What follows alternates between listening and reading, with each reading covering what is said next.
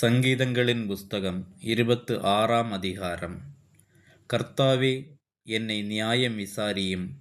நான் என் உத்தமத்திலே நடக்கிறேன். நான் கர்த்தரை நம்பியிருக்கிறேன், ஆகையால் நான் தள்ளாடுவதில்லை. கர்த்தாவே, என்னை பரீட்சித்து என்னை சோதித்துப் பாரும்.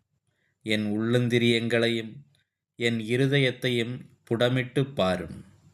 உம்முடைய கிருபை என் கண்களுக்கு முன்பாக இருக்கிறது. உம்முடைய சத்தியத்திலே நடந்து கொள்ளுகிறேன். வீணரோடே நான் உட்காரவில்லை, வஞ்சகரிடத்தில் நான் சேருவதில்லை. பொல்லாதவர்களின் கூட்டத்தை பகைக்கிறேன், துன்மார்க்கரோடே உட்காரேன். கர்த்தாவே, நான் துதியின் சத்தத்தை தொனிக்க பண்ணி உம்முடைய அதிசயங்களையெல்லாம் விவரிப்பதற்காக நான் குற்றமில்லாமையிலே என் கைகளை கழுவி உம்முடைய பீடத்தை சுற்றி வருகிறேன். கர்த்தாவே, உமது ஆலயமாகிய வாசஸ்தலத்தையும் உமது மகிமை தங்கிய ஸ்தானத்தையும் வாஞ்சிக்கிறேன். என் ஆத்துமாவை பாவிகளோடும் என் ஜீவனை இரத்தப் பிரியரோடும் கூட வாரிக்கொள்ளாதேயும்.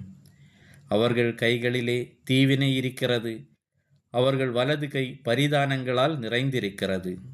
நானோ என் உத்தமத்திலே நடப்பேன்.